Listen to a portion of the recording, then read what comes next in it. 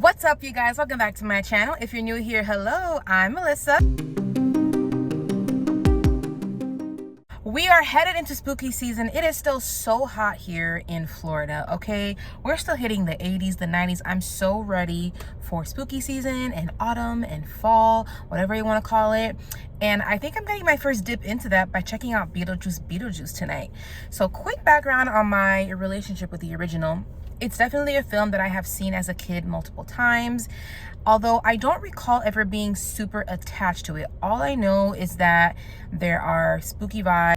Winona Ryder played a teen that was kind of angsty and depressed, and I remember Michael Keaton's amazing performance. Of course, it's crazy to think that he's Beetlejuice and Batman. Jenna Ortega is in this, well as Tim Burton. I'm not sure actually if he directed the original one. Please let me know down in the comments. But I'm gonna go ahead and check it out. You're gonna come with me and I'll let you know what I thought.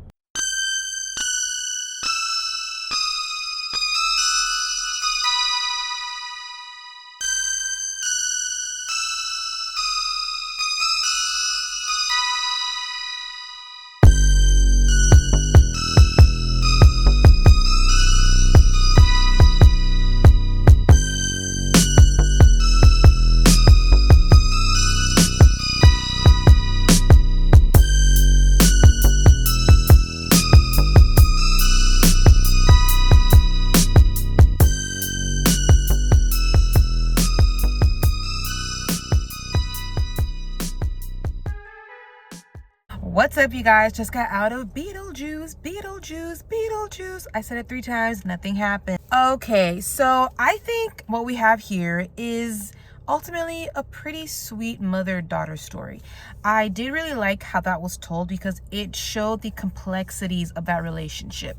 Not every mother-daughter relationship looks the same. Some of them could be great and you guys are getting along all the time. Some of them you need to be apart from each other so that you can get along better.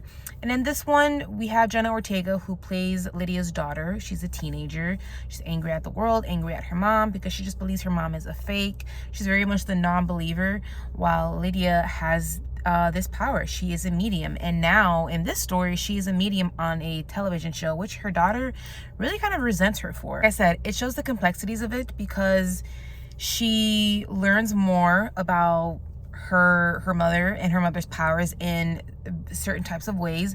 I gotta keep it vague because I do not want to spoil it for you guys. I want you to guys to just go in and watch the movie and take it for the ride that it is. This touches certain emotional touch points because this also kind of shows what parents do for their children, these sort of big sacrifices. And I will say, I think I wanted just a little bit more of an emotional payoff from that, because the relationship at the beginning does start pretty strained and it goes through a roller coaster.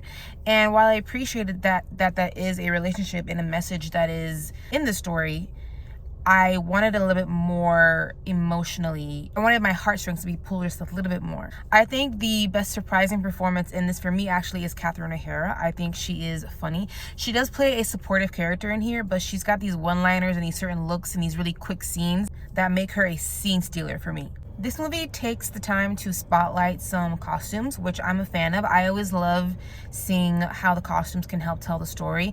Now, because this is a legacy sequel, there are definitely costumes in here that are kind of like they're pulling at the nostalgic heartstrings, because, and you know what, sometimes I could be a sucker and it worked for me. So there is a particular moment in here that is a little bit of a musical in this movie that I really appreciated, and I think you will too if you were a big fan of the original. And I also appreciate the creativity of this movie.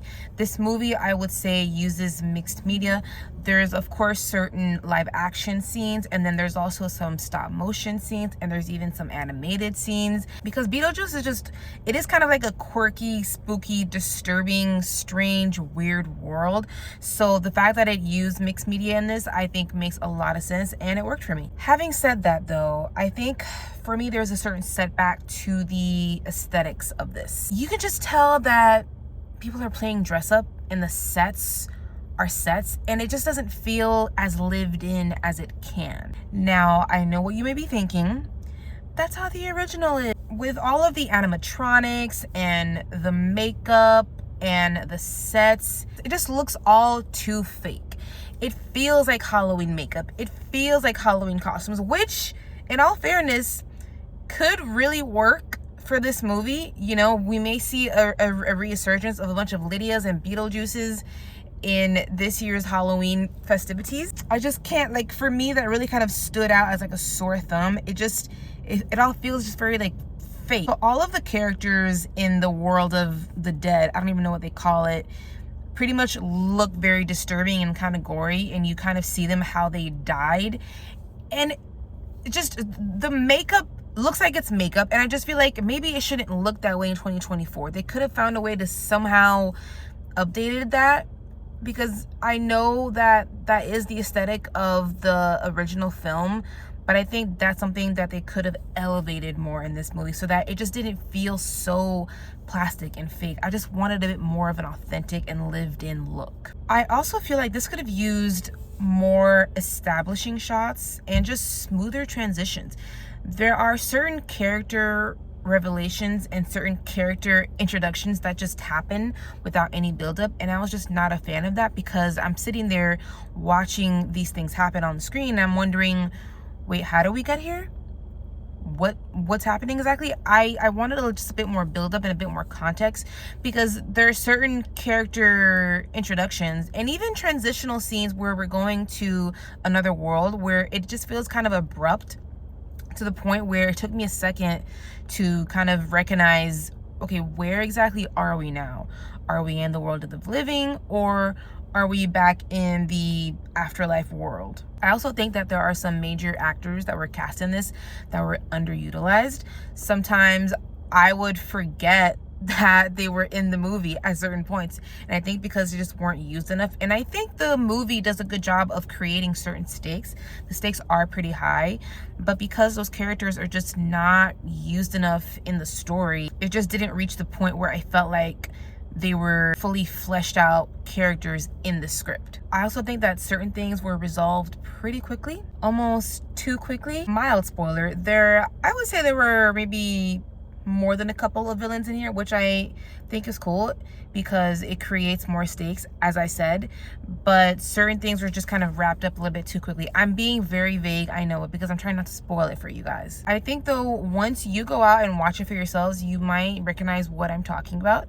But all in all, I think this movie will work for a lot of people, because it feels like Halloween costume, the movie. I think a lot of us watched the first one when we were children, and so I think this legacy sequel is working its way to do the same for a whole new generation of younger children, and they might just be successful. So at the end of the day, I'm gonna give this a 3 out of 5. I know, shocker. It may seem like I do that a lot, but I don't want to give it a 2 because I just feel like that's too low. It's too harsh. I do not think this is a bad film. I think it was fine. It's not a movie that I see myself rewatching. But to be fair, I haven't rewatched Beetlejuice as an adult, so take that for what it is. Thank you guys so much for joining me on another movie-going adventure. Leave me your comments below. Let me know how much you love the original Beetlejuice. Let me know if you go watch this, and let me know your ratings. And I know sometimes people watch YouTube and they just don't know what to comment, so if you would like, leave me the beetle emoji in the comment. And I'll catch you guys next time.